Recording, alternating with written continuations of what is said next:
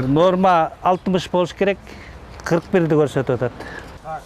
Эляман Акбаралиев 5 жылдан бери Бишкектеги Аксай базарында дарбыз коон сатып иштейт. Азыркы тапта ал Өзбекстандан алып келген дарбыздардын килограммын 30 сомдон сатууда. Анын айтымында продукция күн сайын лабораториялык текшерүүдөн өтөт. Эгерде нитраты белгиленген нормадан ашып кетсе, сатыкка чыгарууга уруксат берилбейт. Бизге эми көбүнчө азыр Өзбекстандан келип атыр, жакын арада Казакстандан да келет. Анан бир 20-30 күндөн кийин шамалса өзүнүн дарбыз чыга баштайт.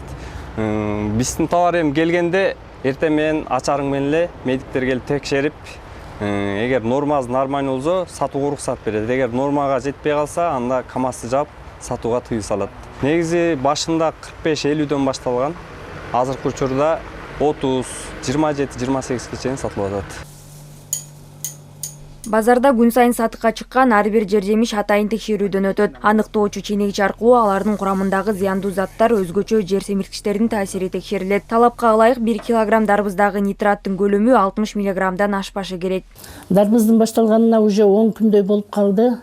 Ага чейин Ирандан келип аткан, аларды дагы ордунан барып, сатып аткан ордуларынан барып да текшеребиз. Анан кичине көбүрөөк көрсөтсө, бул жактан келип нитратомерден текшеребиз. Азыр силердин көзүңөрчө текшерип бердик. Соекс менен мына дарбызды сайганда, мына 35 миллиграммна килограммды көрсөттү, норма 60 миллиграммна килограмм өзү. Нитратомер менен текшердик, текшергенде 38 миллиграммна килограммды көрсөттү. 60тан көп болсо биринчи незначительный превышение деп көрсөтөт. Анан өтө көп болгондо опасный концентрация нитратов деп жазылат.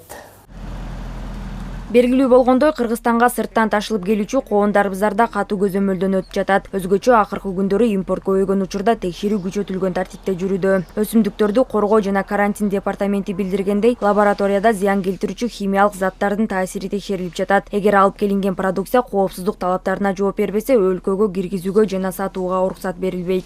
Ар бир партия киргенде үлгү алынат.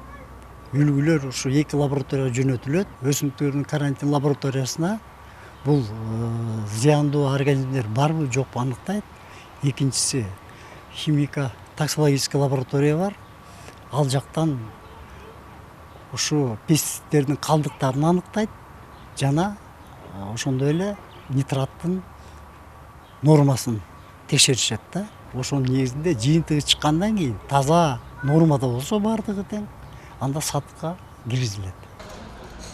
Былтыр Казакстандан келген коон дарбыздарда нитраттын көлөмү 200дөн ашып кетип, жүктөр чек арадан кайра кайтарылган. Белгилей кетсек, дарбыздан уулангандар да жок эмес. Ал эми быйыл инфекциялык ооруканада мындай учурлар азырынча каттала элек. Мындан улам дарыгерлер жаңы бышкан, айрыкча сырттан импорттолуп келген мөмө жемиштерди жегенде этият болууга чакырат. Айсана Бактбекова, Элдар Анарбеков, ЛТР Бишкек.